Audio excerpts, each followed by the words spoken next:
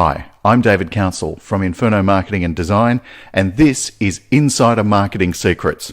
Now, in a moment, I'm going to talk about ways to drive people to your Facebook site. It's one of the questions that we get asked more often than just about anything else. But before I do that, let me remind you about referrals. We are always looking for new people to talk to about marketing. And if you know someone who could use our help when it comes to marketing, then please put us in touch with them or them in touch with us.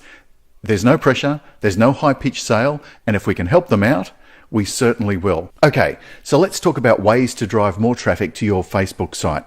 Seriously, lots and lots of people ask us about this.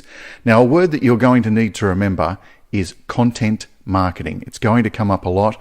This is where you take the knowledge that you have about your business, your products, your service, and put it to good use.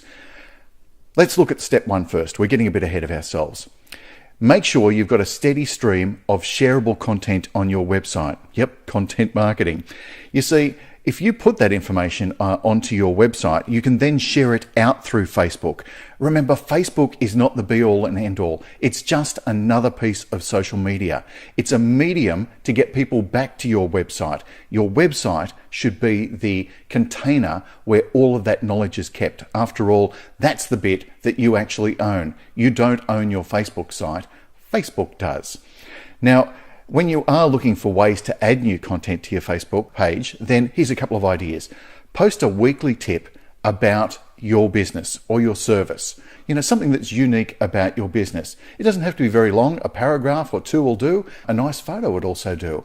You could perhaps even start with some frequently asked questions that come from your customers. And you don't have to do a survey to find out what those questions are. People come into your business every day and ask those questions. As I just mentioned, you could also post a weekly news bite with a photo. Photos are really important when it comes to getting the message to cut through on Facebook. In fact, pictures will get your Facebook post through to more people than if you just put text up. And remember, people are interested in what's happening in your business. Don't just put up specials. Honestly, that's just about saying, buy me, buy me, buy me. And that's something that will get you negative attention when it comes to your Facebook page. You could also put together a list of top 10 articles. So things that people are writing about the sort of products and services that your business supplies, so that you don't have to write them. You can just, bring them together in a digest and then publish them out. That's a great way to do it. Or you could also interview someone from your office, or for that matter, from your industry or suppliers. Remember, the knowledge that you take for granted, that you've built up in your business, it's just invaluable. And your customers don't know it. And by sharing that knowledge with them, you're not giving away the secret sauce. What you're doing is becoming an integral part of that customer's life and tying them back to your business. Now, the second thing that you should do is make it really easy to share your content to your Facebook on your website. And one of the really, really simple ways to do that is get a plugin for your blog page, which is the easiest way to share this information out. You see, if you publish this information on a blog page, you can have it so that it automatically pushes out to Facebook.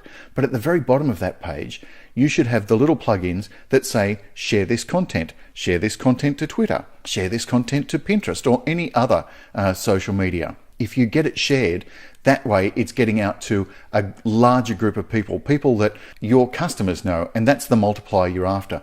They say that every person on Facebook has about 250 odd friends. Well, if you can get that sharing going on, you're really multiplying that message getting out there. And that's the old-fashioned power of word of mouth taken through into today's modern age.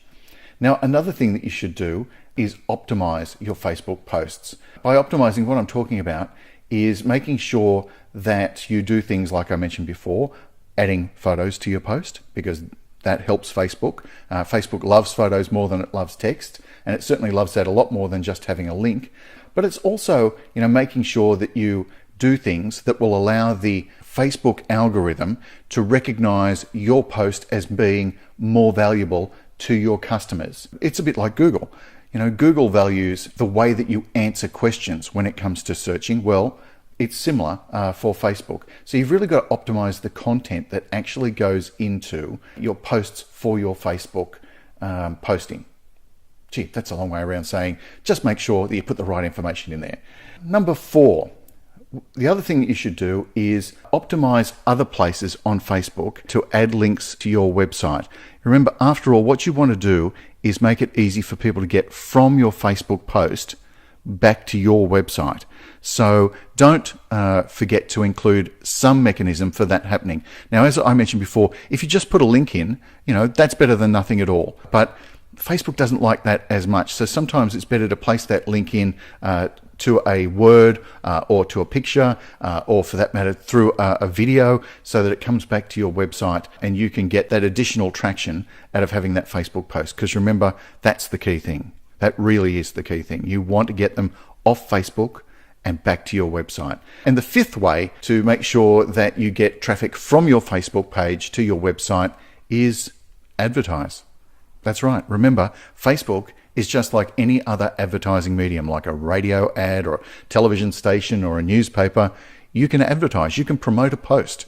You can promote your page. You can promote a whole heap of things through Facebook, and it allows you to do what's called geo-tagging. So you don't have to advertise and then let everybody in the world see your Facebook post if you don't want to. You can tag it so that only people in a particular area can see it. You may want, for example, only people to see the post who are within 50 kilometers of your business. And that way, if they're on a mobile device or they're looking at it on a computer, they will see it. You can also establish the age range people are when it comes to, seeing your post. So, if it's useless for people under 18 to see it, just tag them out. The other thing that you can do as well is choose whether you want all sexes to see it, men only to see it, or women only to see it. So these are important things. And you can also narrow it again down to specific interests. Well, let's say you're a pet store and you only want people with pets to see your post, then you can put that in as an interest.